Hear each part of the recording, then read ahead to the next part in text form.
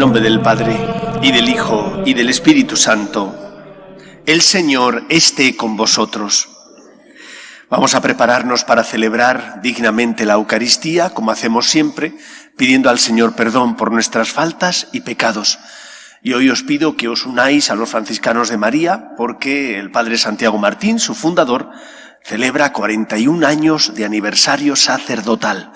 Vamos a pedirle al Señor que le siga colmando de gracia y bendición. Como siempre, guardamos un momento de silencio. El Señor esté con vosotros. Lectura del Santo Evangelio según San Mateo. En aquel tiempo dijo Jesús a sus discípulos: «No creáis que he venido a abolir la ley y los profetas. No he venido a abolir, sino a dar plenitud. Os aseguro que antes pasarán el cielo y la tierra, que deje de cumplirse hasta la última letra o tilde de la ley. El que se salte uno solo de los preceptos menos importantes y se lo enseñe así a los hombres, será el menos importante en el reino de los cielos. Pero quien los cumpla y enseñe, será grande en el reino de los cielos». Palabra del Señor.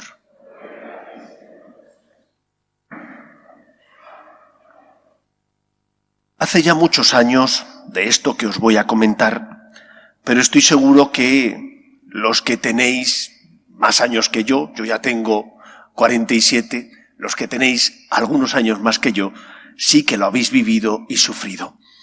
Después del Concilio Vaticano II, se produjo dentro de la Iglesia un gran desconcierto. El concilio, con sus aportaciones positivas, fue como abrir una ventana de aire fresco dentro de la Iglesia, de forma que sirvió para renovar muchísimas cosas que estaban ancladas en el pasado y que no eran más que cosas de los hombres y que por lo tanto podían ser cambiadas, remozadas sin ningún problema. Sin embargo, había otras cosas que no eran cosas de los hombres, que era ley divina y que no se podía tocar, pero que algunos que pretendían que la Iglesia se adaptara al mundo creían que había que moverlo, había que tocarlo. El desconcierto llegó hasta tal punto que el Papa Pablo VI llegó a decir que el humo del infierno se había colado por las puertas de la Iglesia. Los que tenéis más edad que yo recordaréis cuántos religiosos y religiosas abandonaron tanto la vida religiosa como la vida sacerdotal. Cuántas personas en España, porque habían hecho un mal discernimiento, porque estaban confundidas y no sabían hacia dónde iban, dejaron su consagración religiosa o sacerdotal, colgaron los hábitos, así se decía, y rehicieron su vida como creyeron conveniente. Tras esa época de zozobra, la Iglesia tuvo la suerte de contar con el magisterio del Papa San Juan Pablo II. Largo magisterio, profundo y prolífico magisterio, que sirvió para encontrar la paz, para que la Iglesia saliera del temor y encontrara confianza en Dios, y abordara los signos de los tiempos, es decir, los retos de nuestra sociedad, desde la confianza en el Señor y la luz del Espíritu Santo. Yo tengo la sensación de que ahora volvemos a escuchar cosas que yo no escuché porque era un niño, tendría 5 o 6 años, pero que ahora sí que se están volviendo a escuchar. He leído recientemente una obra escrita por José Luis Martín Descalzo, 4 tomos bien densos, de lo que ocurrió en el concilio, narrado por un periodista que estaba allí en el concilio. El libro se titula así, o la obra se titula así, Un periodista en el concilio. Y son 4 tomos bastante largos y densos. Y ahí se ve y se expresa cómo esa Iglesia va a veces dando bandazos. Tras San Juan Pablo II, la Iglesia parecía una Iglesia firme, con unos cimientos firmes. Pero ahora las noticias son contradictorias.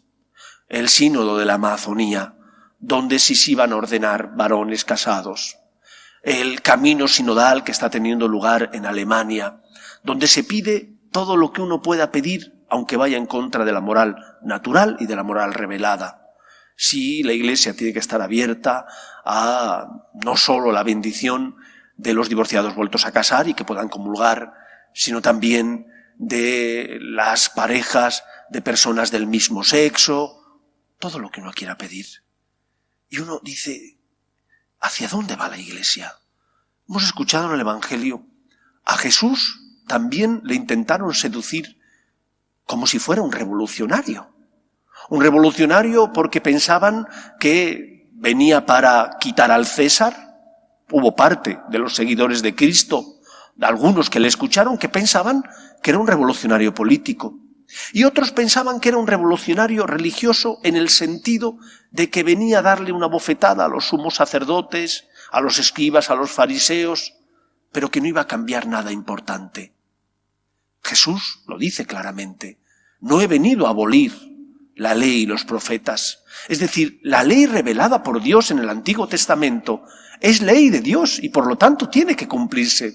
He venido, dice él, a dar cumplimiento.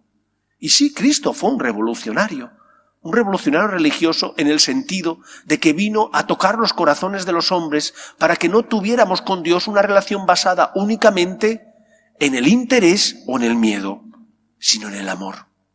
Nos revela que Dios es Padre, nos revela que Dios es uno y trino, nos revela que ese Dios Padre comparte con nosotros sus dones para elevarnos a la dignidad de hijos y que quiere tener con nosotros una relación de amor, de amistad, cercana, del corazón, pero que la ley natural y la ley moral revelada son buenas para que el hombre encuentre la tierra firme sobre la que basar su vida.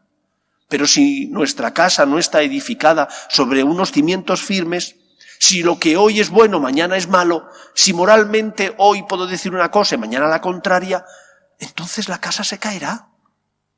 No pongamos en la boca de Cristo lo que Cristo no quiso decir ni dijo. Seamos fieles a la verdad revelada, a las Escrituras, que es palabra de Dios, no palabra de los hombres, escrita por los hombres, pero inspirados por el Espíritu Santo. Y al gozar de la inspiración, la palabra que leemos es palabra de Dios y no tiene error en cuanto a lo que tiene que ver para la salvación de los hombres. Por lo tanto, acojamos la revolución de Cristo, la revolución religiosa, de un Dios que no quiere que le sigas por miedo ni por interés, sino por amor. Pero no pongas en la boca de Cristo lo que Cristo no dijo. No digas aquello de la Iglesia dice, pero a mí me parece que. La Iglesia dice, tienes que ser fiel a la Iglesia.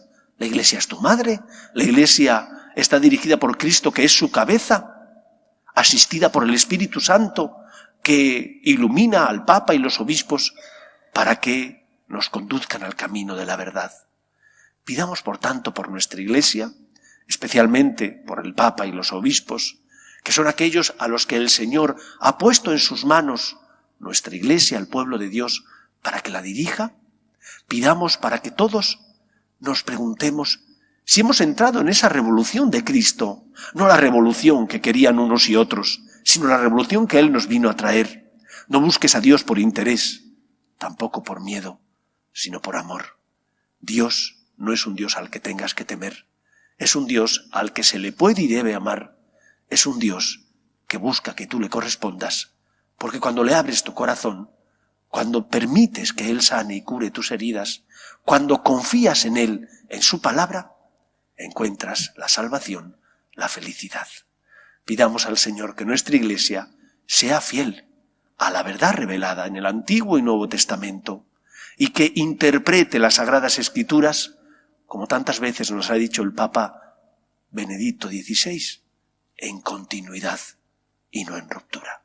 Que el Señor nos ayude. Nos ponemos en pie. Oremos a Dios nuestro Padre.